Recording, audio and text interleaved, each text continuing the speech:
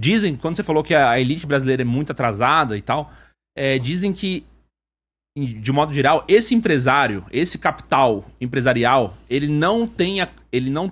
não existe esse empresário que vai investir no Brasil. Existe um empresário que é o rentista, existe o empresário do mercado financeiro, que é o que ganha por causa da financiarização da economia, e existe o empresário que pega o dinheiro da empresa, ao invés de reinvestir, não, ele quer tirar o dele, ele quer tirar o lucro. Então é o cara acionista da Petrobras, o acionista, entendeu? Que pega o dinheiro dele, ao invés de você reinvestir, você tira o lucro. E aí você tem vários tipos de empresários que não são empresários que vão topar um projeto de país porque ele não quer que o dinheiro, ele não vai botar isso com o dinheiro dele, entendeu? Aí entra esses debates, né? A financiarização destruiu o Ocidente. Ela está destruindo o Ocidente. Só que eu acho que a coisa vai mudar a hora que acabar, por exemplo, Miami. Onde é que esse cara vai enfiar o dinheiro? O cara que está aqui, que o sonho dele é se mandar para os Estados Unidos. Ele vai pôr dinheiro, ele vai ter que investir aqui. A verdade é essa, ele vai ter que investir aqui. Então, a esperança é essa daí. E a esperança é formar uma juventude. Eu acho muito importante vir... Porque eu estou notando uma coisa, sabe, Júnior? Eu vou muito em podcast, né? Me chama e a gente sempre atende todo mundo. Sempre procura atender todo mundo. Você sabe disso, nunca recusei convite aqui. Não consigo fazer, às vezes, quando você quer, mas a gente acerta uma data e vem. Com certeza. Eu comecei a observar uma coisa, cara. A maior parte dos donos de podcast estão começando a mudar a mentalidade. Exatamente por isso que você falou. Porque muita gente vem aqui, fala as coisas e o cara começa a ver, opa, peraí, cara. A turma até que tem razão. Então, eu acho que nesse ponto, os podcasts estão mudando muito a visão do brasileiro. Não sei se vai ser definitivo, não sei se é otimismo da minha parte, não sei se eu poderia estar tão otimista assim, mas o que eu tenho notado nos donos de podcast, eu conheci todos praticamente, é que começa a nascer uma consciência. Mas uma consciência nacionalista? Você fala? Não, cara, uma consciência que as coisas estão erradas, né? Sim. Você não precisa ser nacionalista para perceber que tem algo errado. Tem. Porque hoje, olha só, vamos supor que haja um choque nos fertilizantes, e tá a caminho disso. Como é que o nosso agro vai se virar? Se tiver um choque, como é que a gente vai plantar a próxima safra? Porque o solo brasileiro ele precisa ser corrigido, ele precisa de alguns nutrientes para correção. Sim, né? claro. Eu não sou especialista disso, mas eu sei por cima. Uhum. Diesel, a gente não tem. É o diesel que move um país, cara. Qualquer país é movido por diesel. Ainda mais o Brasil, que não tem ferrovia. Você fica bobo de ver. Um país desse tamanho não tem ferrovia. Então, assim, cara, eu paro pra pensar. Eu acho que vai chegar uma hora que as pessoas vão olhar e falar, tem algo errado. E não adianta votar naquele cara, no histriônico. Eu vou acabar, eu vou fazer, eu vou acontecer. Não, você não vai. Você tem que votar em cara que tem projeto, cara. O cara que chega pra você e fala, eu vou fazer uma estrada e vai ligar esse ponto nesse aqui. Eu vou gerar tantos empregos. Aqui eu vou botar uma fábrica de fertilizante. Aqui nós vamos fazer uma refinaria de diesel. Eu vou sangrar um dinheiro da Petrobras, mas eu vou fazer uma refinaria aqui, eu vou dar emprego para não sei quantas pessoas, eu vou baratear o diesel no Brasil. Eu vou criar uma estatal para administrar as terras raras. Que eu vou vender isso aí no preço justo e aí trazer divisas para o país. A hora que a gente começar a olhar para esse tipo de gente, esse tipo de candidato, que discute proposta, não fica xingando um a mãe do outro, não que fica pregando golpe de Estado, não que fica, entendeu? Essa coisa toda, a gente chega em algum lugar. Porque se você votar no cara do grito, o que você vai receber em 4 anos é grito. Você votou no cara que grita, tá bom, daqui a 4 anos você olhar o que você conseguiu, eu consegui grito. Se você votar no cara de projeto, alguma coisa de projeto dele vai ficar. E vai beneficiar você. E vai beneficiar teu filho. Então é isso que eu acho que as pessoas vão começar a perceber um dia. Eu tenho pelo menos essa esperança. Não sei, né?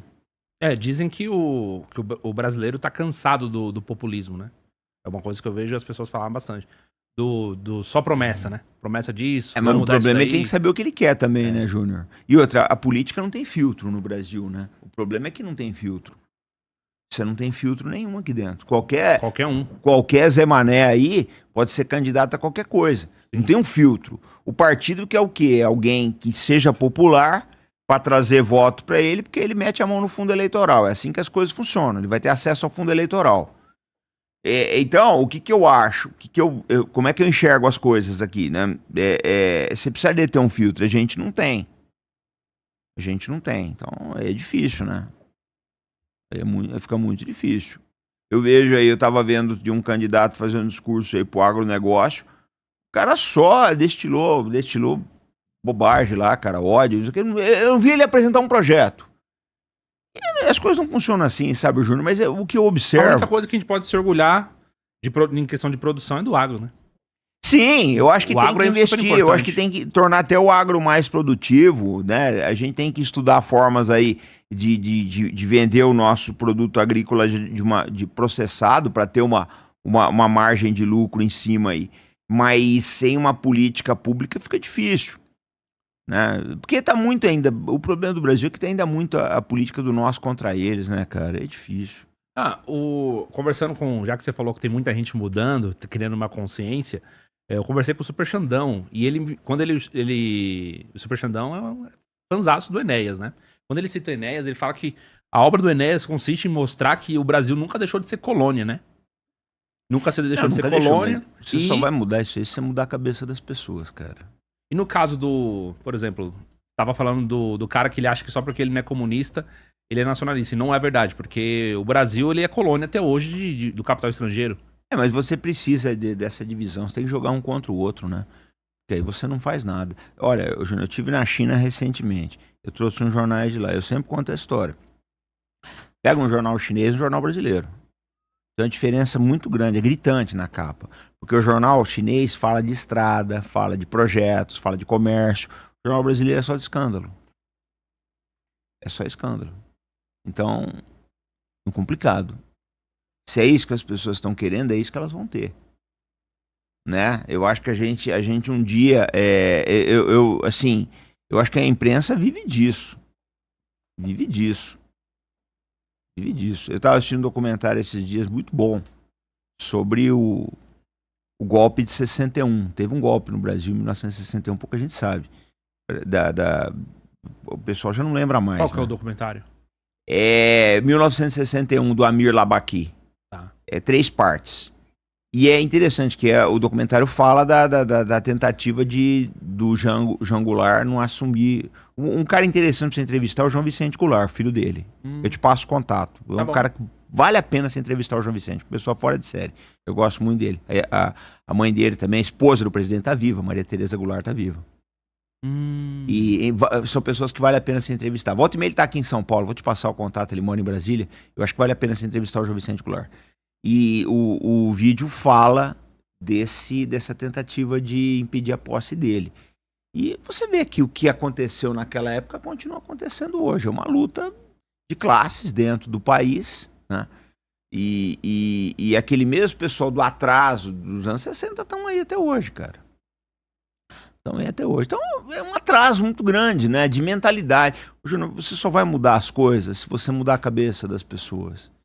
E você só vai mudar a cabeça das pessoas se você começar agora, se começar a plantar ideias. Mas isso aqui, uma coisa que o senhor falou, você falou, é isso aqui. Isso aqui mudou muito a percepção das pessoas quanto à informação da mídia, ao que você realmente tá vendo e o que as pessoas estão falando.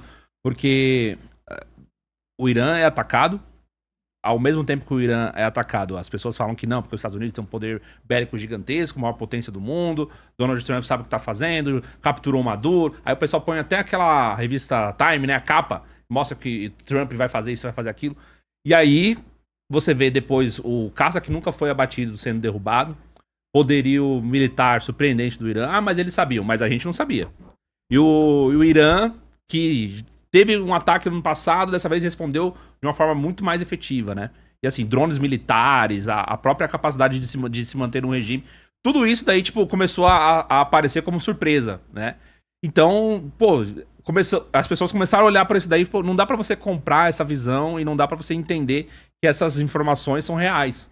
Mas é que tá o negócio, né, cara? Aí que eu preciso falar uma coisa... E principalmente quando você vê, por exemplo, só para concluir, teve um tempo que tava tendo as manifestações populares. O quanto essas manifestações são populares e não são ao mesmo tempo inflamadas por, sei lá, algum tipo de agente, de inteligência lá dentro do Irã, entendeu? Falavam falavam que tá tendo manifestação, tem gente sendo massacrada, o governo é ditadura, precisa invadir.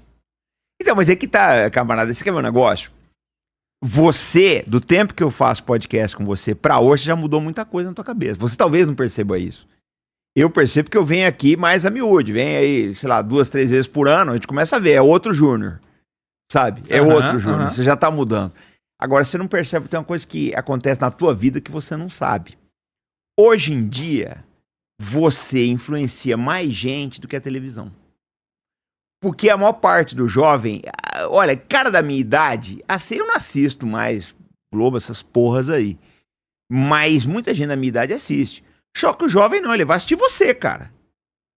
Quem faz a cabeça dessa turma é você. Você, o Rodrigão, o Três Irmãos lá, o Vilela, o Igor do Flow, essa turma toda que tá mudando. É isso mesmo. Que tá mudando o país. Entendeu? Então, eu acho assim, a responsabilidade de vocês é enorme, cara. Porque se fosse, o Júnior, se fosse há 10 anos atrás, ninguém ia vender uma imagem aí do Irã perdendo a guerra e todo mundo ia acreditar. Agora não dá mais. Ninguém tá engolindo isso daí. Uhum. O Irã perdeu a guerra, tá perdendo a guerra. O cara tem que ser muito estúpido pra acreditar nisso.